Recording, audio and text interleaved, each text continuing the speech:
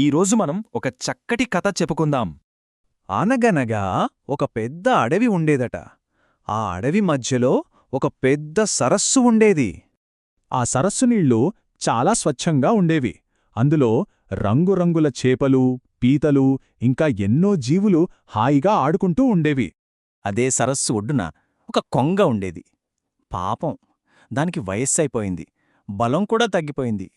దానికి ముసలితనం వచ్చేయడంతో నీళ్లలోకి వేగంగా వెళ్లి చేపల్ని పట్టలేకపోయేది. అందుకే దాని కడుపు ఎప్పుడూ ఖాళీగానే ఉండేది. కాని ఆ కొంగకి బలం లేకపోయినా తెలివి మాత్రం చాలా ఉంది. ఒకరోజు దానికొక ఆలోచన వచ్చింది.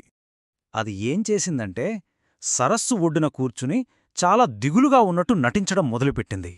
అలా కొంగ దిగులుగా కూర్చోవడం ఒక పీత చూసింది.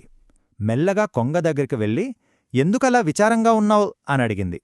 అప్పుడు కొంగ కళ్ళనీళ్లు తుడుచుకుంటున్నట్టు నటిస్తూ, అయ్యో, ఈ సరస్సు మొత్తం ఎండిపోతుందట, మీ అందరి ప్రాణాలకి ప్రమాదం అని ఒక పెద్ద అబద్ధం చెప్పింది. పీత వెంటనే వెళ్ళి ఈ మాటలన్నీ చేపలకు చెప్పింది. పాపం, ఆ మాటలు వినగానే చేపలన్నీ చాలా భయపడిపోయాయి. అన్నీ కలిసి కొంగ దగ్గరికి వెళ్ళాయి. అప్పుడు కొంగ, మీరేం భయపడకండి, ఇక్కడికి దగ్గర్లోనే నీళ్లతో నిండిన ఒక మంచి చెరువు ఉంది. నేను మీ అందరినీ ఒక్కొక్కరిగా అక్కడికి తీసుకెళ్తాను అని చెప్పింది. సరే అని చెప్పి ఆ రోజునుండి కొంగ రోజూ ఒక చేపను తన నోట ఖర్చుకొని తీసుకెళ్లడం మొదలుపెట్టింది. కాని పీతకు మాత్రం ఎందుకో అనుమానంగా అనిపించింది. పీత ఇలా అనుకుంది, ఎన్ని చేపలు వెళ్ళాయి, కాని ఒక్కటంటే ఒక్కటి కూడా తిరిగి రాలేదు. అసలా కొత్త చెరువు నిజంగా ఉందా లేదా అని దానికి సందేహం కలిగింది. ఏదో ఒకటి చేసి అసలు నిజం తెలుసుకోవాలి అనుకుంది పీత. వెంటనే కొంగ దగ్గరికి వెళ్ళి, నన్ను కూడా ఆ కొత్త చెరువుకి తీసుకెళ్ళు అని అడిగింది. దానికి కొంగ సరే అని చెప్పి పీతను తన ముక్కుతో జాగ్రత్తగా పట్టుకుని ఆకాశంలోకి ఎగిరింది. కాని కొంగ చెరువు వైపు వెళ్లడం లేదు.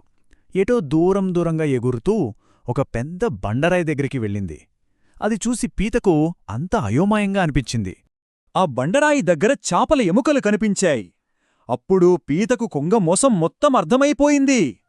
వెంటనే తెలివైన పీత తనను తాను ఎలాగైనా కాపాడుకోవాలి అని గట్టిగా అనుకుంది. అది ఇంకా గాలిలో ఉండగానే తనకున్న గట్టి పంజాలతో కొంగె మెడను గట్టిగా నొక్కింది. ఆ దెబ్బకి కొంగకు నొప్పి పుట్టింది. అది వెంటనే పీతను కిందకి వదిలేసింది. భయంతో అక్కడి నుండి ఎగిరిపోయి మళ్లీ ఆ సరస్సువైపు ఎప్పుడూ రాలేదు. పీత మెల్లగా కిందకి దిగి సురక్షితంగా తిరిగి సరస్సుకు చేరుకుంది. అక్కడ అది మిగిలిన చేపలకి జరిగినదంతా చెప్పింది. పీత తెలివిగా ధైర్యంగా ఉండడం వల్ల మిగిలిన చేపలన్నీ బతికిపోయాయి. అన్నీ పీతకు కృతజ్ఞతలు చెప్పాయి. ఈ కథలోని నీతి ఏంటంటే, అందర్నీ గుడ్డిగా నమ్మకూడదు.